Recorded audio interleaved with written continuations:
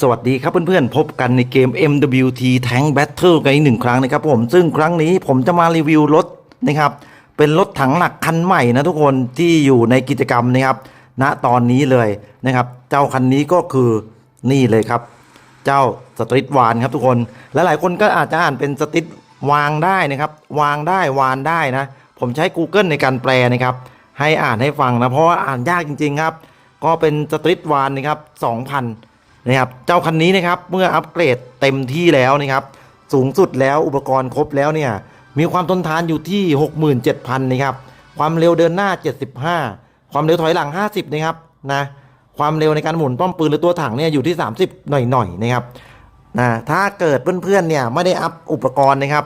ความเร็วเนี่ยจะน้อยมากๆนะความเร็วจะน้อยมากๆนะครับก็คือมันจะไม่ได้มีส่วนประกอบในการเร่งเนาะอุปกรณ์ครับนะส่วนสำคัญเลยก็คือแน่นอนครับกล้องจับความร้อนมีมาให้นะระบบป้องกันเชิงรุกครับเอาไว้ป้องกันขีปนาวุธนะครับที่ยิงจากเครื่องบินมาใส่เราหรือจากรถถังใส่เรามีให้ด้วยนะครับแล้วก็มีตัวลดการรีโหลดนะครับเป็นอะไรที่ดีมากและที่สำคัญครับกระสุนมีให้แทบไม่ต้องเลือกอะนี่ครับกระสุนมีให้เลือกแค่มาร์ก1เท่านั้นนะครับ2แบบมีกระสุนฮีทครับนะเป็นแบบหัวระเบิดแล้วก็เป็นแบบกระสุนเจาะเกาะนะครับเฮ้ยผมจิ้มถูกวะเนี่ยนะครับผมจิ้มถูกอันไหมอันที่2เป็น APS นะครับก็คือเป็นกระสุนเจาะเกาะนั่นเองนะก็อุปกรณ์ถือว่าประหยัดนะครับเรามาดูในส่วนของอำนาจการยิงกันบ้างทุกคนนะครับอำนาจการยิงของเจ้าคันนี้ครับมาพร้อมกับปืนใหญ่ครับที่ใหญ่มากๆนะครับขนาด140มิลลิเมตรครับอย่างที่บอกนะอัตรารีโหลดเมื่ออัปเกรดเรียบร้อยแล้วเนี่ยอยู่ที่ 6.3 วินาทีนะครับคือลูกเจาะเกาะนะครับอัตราเจาะเกาะอยู่ที่ 1,000 ดาเมจอยู่ที่ 18,000 นะครับ 18,000 กว่าเลยทีเดียวความเร็วของกระสุนนะครับนะความเร็วของกระสุนอยู่ที่ 10,000 นะครับเกือบ 20,000 ครับ 19,000 คือสร้างความเสียหายต่อชิ้นส่วน 4,700 เรามาดูลูกฮิตกันบ้างครับนะลูกฮิตนะครับของเจ้าคันนี้นะครับอัตราการเจาะเกาะครับอยู่ที่11,000 1,100 ทุกคนโทษทีถ้าเจาะเกาะเป็น10,000นี่สงสัยยิงทะลุไม่ได้เห็นอะไรกันแน่นะครับต้องขอโทษด้วยนะครับทุกคนนะครับอัตราการเจาะเกาะอยู่ที่ 1,100 ครับดาเมจอยู่ที่ 20,000 ครับนะ 20,000 กว่านะครับไม่ถึง 25,000 นะครับแรงระเบิดนะครับอยู่ที่ 8,000 กว่านะทุกคนสร้างความเสียหายชิ้นส่วนอยู่ที่ 8,000 กว่าถือว่าเยอะเลยนะและก็เป็นลูกฮีทที่พิเศษตรงที่ว่ามีความเร็วกระสุนนะครับ 1,600 นะครับ 1,600 นะครับคือเป็นลูกฮีทที่ค่อนข้างมีความเร็วลองเปรียบเทียบดูนะครับอันนี้ลูกเจาะเกาะนะครับ APS นะครับกระสุนเนี่ยอยู่ที่ 19,000 นะครับก็ต่างกันไม่กี่ร้อยนะครับอันนี้เจาะเกาะ 1,000 นะทุกคนต้องขออภัยด้วยนะครับเพราะผมอ่านผิดตั้งแต่ทีแรกแล้วก็มีปืนกลครับนะเป็นปืนใหญ่นะครับอันนี้เป็นปืนใหญ่ติดมาด้วยนะครับขนาด40มิลลิเมตรแล้วก็มีปืนกล2กระบอกครับขนาด 7.62 คือดีมากๆนะต่อต้านอากาศยานได้ดีนะครับแล้วก็มีปืนใหญ่นะครับที่ยิงรถยานเกราะที่เข้ามาหาเราได้ด้วยเรามาดูในส่วนของเกราะกันหน่อยครับเจ้าคันนี้บอกได้เลยว่ามาพร้อมกับความถึกทนนะด้านข้างมีเกราะคอมโพสิตนะครับช่วยซับแรงระเบิดได้นะครับเป็นอย่างดีด้านหน้าเป็นเกราะเหล็กครับออกแบบมาให้เป็นแนวเฉียงเหมือนลิ่มนะครับเมื่อศัตรูยิงเข้ามาเนี่ยมีโอกาสฉลับขึ้นบนลงล่างได้หมดเลยนะครับนี่ฮะหนาครับเป็นเกราะเหล็กเน้นๆเลยนะครับนี่ครับโอ้โหดีมากๆด้านท้ายครับช่วงตรงกลางระหว่างถึงท้ายมีถังน้ำมันแบบนี้นะ ถังเชื้อเพลิงไว้เติมนะทุกคนโอ้โหไว้ด้านข้างเลยนะครับจะระเบิดไหมเนี่ยก็ประมาณนี้ครับป้อมปืนครับเกาะรีดเนื้อผสมด้านหน้าครับมีเกาะคอมโพสิตนะครับแบบนี้เลยสวยๆครับชิ้นส่วนสำคัญครับอยู่ที่ด้านท้ายครับตรงช่วงท้ายเลยนะครับมีรางกระสุนนะครับนี่ฮะอยู่ตรงนี้แล้วก็ตรงส่วนของป้อมปืนนะครับก็ระวังกันด้วยนะครับโดยรวมครับหันหน้าสู้สบายครับค่อนข้างถึกทนนะครับผมหันหน้าสู้ค่อนข้างถึกทนนะครับแล้วป้อมปืนเตี้ยด้วยนะครับทำให้โดนยิงได้ยากอะไรประมาณนี้โอเคฮะเมื่อทราบข้อมูลของเจ้าคันนี้กันแล้วเดี๋ยวจะไปเล่นให้ดูด้วยนะครับเดี๋ยวจะไปยิงกันให้ดูสักหน่อยว่าเล่นแล้วสนุกขนาดไหน เรามาเริ่มกันเลยครับผมกับเจ้าคันนี้ฮะเรื่องความเร็วการเดินหน้าถอยหลังนะครับค่อนข้างหายห่วงเลยทีเดียวสำหรับคนที่ชอบวิ่งยิงหรือใช้ความเร็วนะครับในการย้ายพื้นที่หรือย้ายโซนในการเขาเรียกว่าปฏิบัติการก็เป็นอะไรที่ดีมากๆนะครับแล้วก็ปืนใหญ่ครับมาพร้อม140มิลลิเมตรเนี่ยแน่นอนครับโหลดอาจจะช้าหน่อยแต่ก็6จุดกว่าหน่อยๆนะครับก็ถือว่าดีครับดาเมจเนี่ยเดี๋ยวมาดูกันครับว่าจะทำได้ดีขนาดไหนทั้งลูกฮิตแล้วก็ลูกเจาะเกราะเลยนะอันนี้ผมก็ใส่มา2แบบนะครับเดี๋ยววิ่งหาคู่ต่อสู้กันสักหน่อยนะครับยิงเปรี้ยงนะครับอ้าวเป็นรถนะครับอันนี้เล่นกับผู้เล่นนะทุกคนนะครับแล้วก็สัญญาณไม่แดงด้วยไม่ติดบอทแน่นอนนะครับเป็นโหมดพิชิตศึกรถถังนะแล้วพิชิตโหมดนี้นะผมเล่นโหมดไหนเนี่ยผมจำไม่ได้ไม่แน่ใจนะครับถ้าโหมดพิชิตศึกรถถังเนี่ยรู้สึกว่ามันจะเล่นพวกรถถังจรวดรถถังอัตราจรไม่ได้นะแต่ไอ้คันเมื่อกี้วิ่งมาได้ยังไงก็ยังงงอยู่นะครับนะผมรู้สึกว่าผมจะเล่นโหมดพิชิตศึกรถถังนะไม่มีเครื่องบินเข้ามาเกี่ยวข้องอะไรประมาณนี้นี่ฮะจังหวะจุดพลิกๆเนี่ยนะครับเจาะเกราะดีๆเจอรถบางๆเนี่ยคือเวลาเจาะเกราะเนี่ยบางทีทำดาเมจได้ถึง 20,000 กว่านะครับแต่ตัวเลขมาตรฐานส่วนใหญ่ที่ยิงได้ก็ประมาณ 15,000 13,000 16,000 18,000อะไรประมาณนี้นะครับแล้วก็มีความรุนแรงที่ค่อนข้างชัดเจนนะครับการป้องกันตัวครับบอกได้เลยว่าป้องกันตัวได้ดีเนี่ยครับจังหวะนี้ครับซัดจะไป 25,000นี่ครับสำหรับลูกเจาะเกราะนะบางจังหวะนี่ทำได้ดีเหลือเกินนะครับในช่วงที่เล็งแบบยิงอัตโนมัติเวลาเล็งยิงเองเนี่ยส่วนใหญ่จะเจอแต่เกราะแดงๆนะแต่ถ้าเกิดเป็นการจับเป้าอัตโนมัตินี่คือโอ้โหยิงถือว่าใช้ได้เลยนะครับแล้วอย่างนี้ฮะหมื่นเท่าไหร่เนี่ยดูไม่ทันนี่ครับยิงเข้าไปครับบางทีก็ฉลับเป็นเรื่องธรรมดาครับนี่ฮะลองยิงสวนกลับไปแบบนี้ครับแล้วอย่างยิงโดนเสาซะอย่างนั้นโอ้โหยิงโดนเสาครับไม่รู้ว่าดาเมจเข้าหรือเปล่าดูปืนใหญ่ครับนะปืนใหญ่ที่ติดมาทำดาเมจดีมากเลยครับช่วยยิงได้อย่างดีนะครับในระยะที่รอรีโหลดนะครับทำได้ดีฮะนี่ครับโอ้โห57,000นะทุกคนไม่รู้ไปโดนอะไรเข้าครับน่าจะโดนล้างกระสุนนะรัดเข้าไป57,000เลยเมื่อกี้เห็นแล้วตกใจเหมือนกันนะทำดาเมจได้รุนแรงครับจังหวะนี้ผมลองยิงด้านท้ายครับยิงเปรี้ยงเข้าไปฮะนี่ครับดาเมจก็ประมาณนึงนะ10,000กว่าเรามาดูลูกฮิตกันบ้างทุกคนนะครับดูที่ว่าลูกฮิตเนี่ยถ้าใช้เล่นแบบปกติโดยทั่วไปเนี่ยจะยิงได้สักประมาณเท่าไหร่นะครับลูกฮิตมีอัตราการเจาะเกราะสูงนะครับ 1,100 กันเลยทีเดียวดาเมจ 20,000 ขึ้นนะนี่ครับดาเมจ 20,000 ขึ้นครับเดี๋ยวมาดูเดี๋ยวหามุมกันหน่อยถอยหลังดีครับเดินหน้าดีเปรี้ยง23,000ทุกคนเอาแล้วไงลูกฮิตนี่ยิงแล้วสะเทือนใจมากๆเลยนะจังหวะนี้ครับจุดแดงๆเนี่ยผมก็พยายามเล็งนะยิงไม่เข้าครับติดนะอ้าวเฮ้ยรถจรวดวิ่งผ่านหน้าไปอีกแล้วทุกคนสงสัยมันหมดไหนกันแน่ว่าผมเล่นผมก็ลืมครับนี่ครับเล็งยิงเข้าไปติดครับเฮ้ยแปลกนะกะว่าเรายิงเข้าตีนตะขาบนะครับดันติดนะทุกคนเดี๋ยวเปลี่ยนเป้ากันครับเรามาด้านบนดีกว่าขึ้นยากมายิงคันนี้ต่อเปรี้ยงซัดเข้าไปครับ 20,000 กว่าด้วยลูกเจาะเกราะนะอันนี้เปลี่ยนเป็นลูก AP นะครับเจาะเกราะเรียบร้อยก็ทำดาเมจได้ดีครับคู่ต่อสู้รู้สึกว่าจะหลบนะทุกคนทำการหลบฮะโดนยิงเข้าไปที2ทีนี่หลบเฮ้ยโอ้โหผมเองก็ขับไม่คล่องนะกะว่าจะม้วนตัวตามซะหน่อยไม่ทันครับนี่ฮะยิงเปรี้ยงเข้าไปครับติดครับผมติดเนิน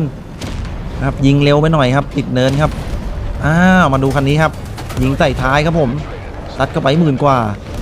ก็คือถ้ามีจังหวะเล่นจังหวะยิงเนี่ยดาเมจทำดีแน่นอนนี่ศัตรูยิงใส่เราครับลูกฉลับฮะเปรี้ยงซัดเข้าไปครับ16,000ฮะ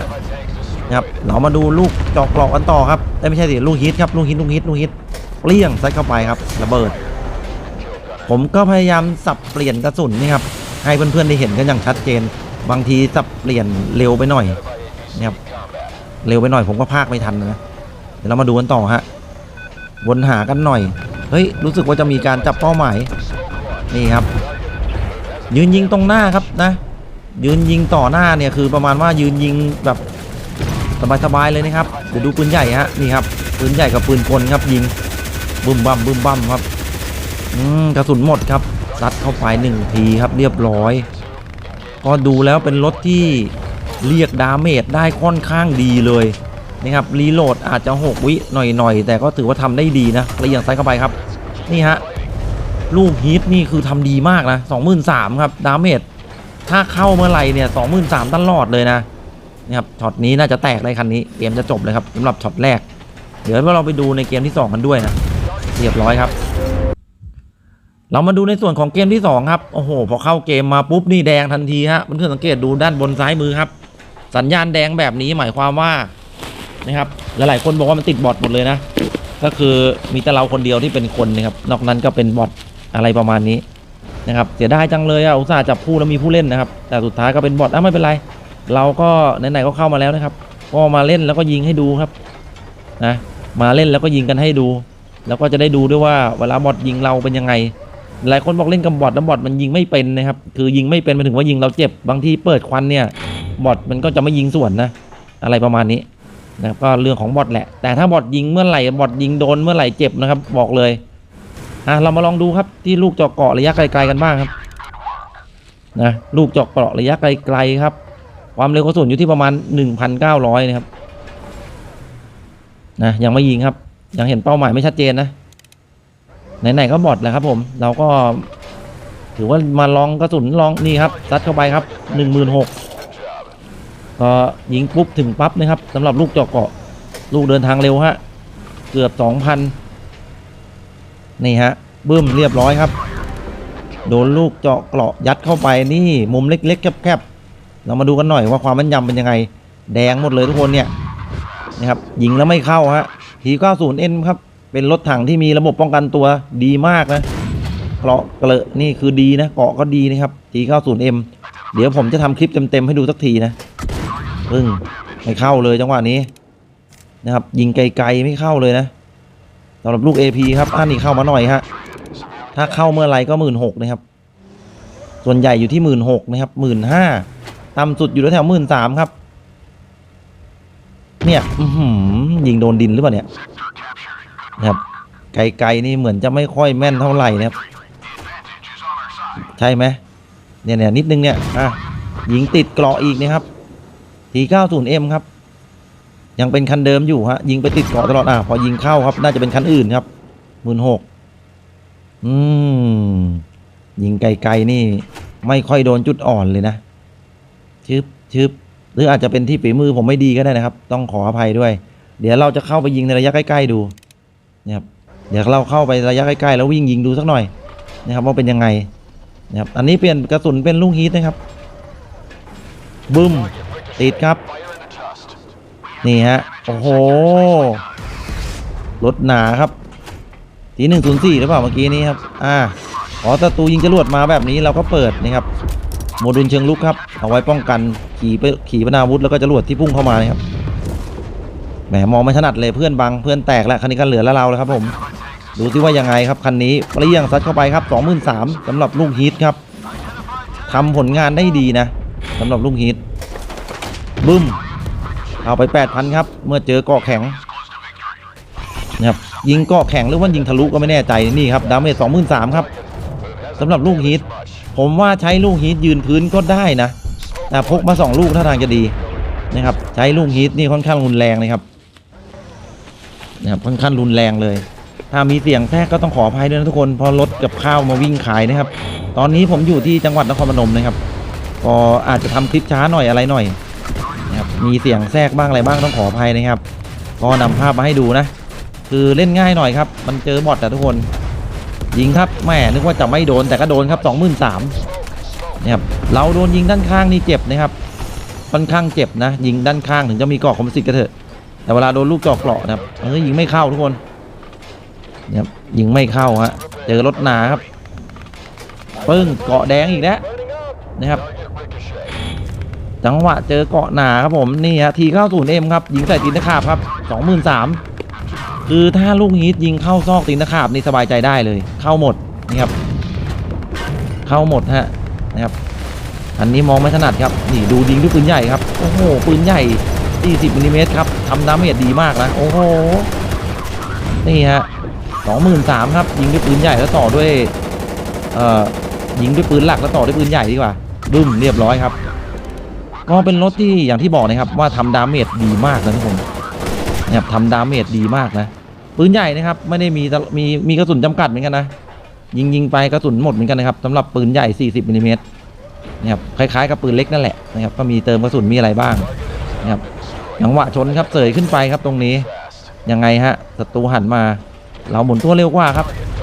รัดเข้าไปด้วยลูกฮีทครับ23,000ครับทำผลงานได้ดีจริงๆนะลูกฮีทนี่เข้าตาเลยครับสำหรับคันนี้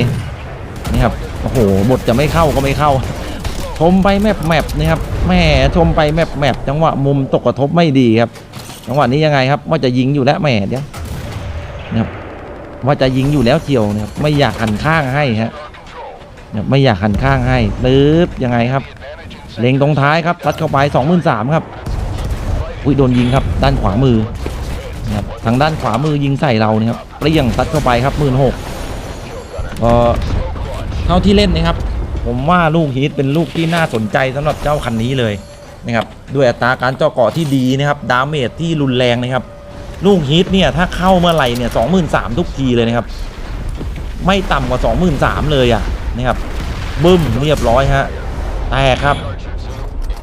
ถ้าเป็นลูกเจาะเกาะเนี่ยนานๆจะมีพีคสักทีนะครับคือจังหวะโดนจุดสำคัญแต่ดาเมจโดยรวมเนี่ยก็เฉลี่ยอยู่ที่ประมาณ 16,000 นะครับต่อนัดนะถ้าเป็นลูกเจาะเกาะนี่ครับบึ้มเข้าไปฮะนี่ฮะ16,000หรือ18,000อ่ะดูไม่ถนัดนะครับตัวเลขน่าจะ16,000แหละบึ้มแตกครับ 11,000 เลือดเขาเหลือประมาณนี้เนาะก็มีประมาณนี้ครับสำหรับรถถังคันใหม่นะครับที่อยู่ในกิจกรรมนะครับตอนนี้เลยโดยส่วนตัวแล้วเป็นรถถังที่น่าสนใจมากๆนะครับสำหรับผมนะก็ขอให้เพื่อนโชคดีฮะแล้วก็มีเอามาไว้เล่นกันนะครับถ้ามีความคิดเห็นยังไงก็สามารถคอมเมนต์เข้ามาคุยกันได้นะทุกคนช่วงนี้ลงคลิปช้าหน่อยต้องขออภัยนะครับแล้วไว้เจอกันใหม่คลิปหน้าครับ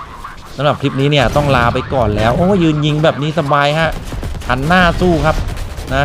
ยิงโดนมั่งไม่โดนมั่งครับแต่ศัตรูนั้นยิงเราไม่เข้าแน่นอนครับแบบนี้เลยคันนี้พังเนี่ยก็น่าจะจบคลิปบายบายครับผมมีอะไรก็คอมเมนต์มาคุยกันครับผมรอคอมเมนต์เพื่อนๆอยู่นะบายบาย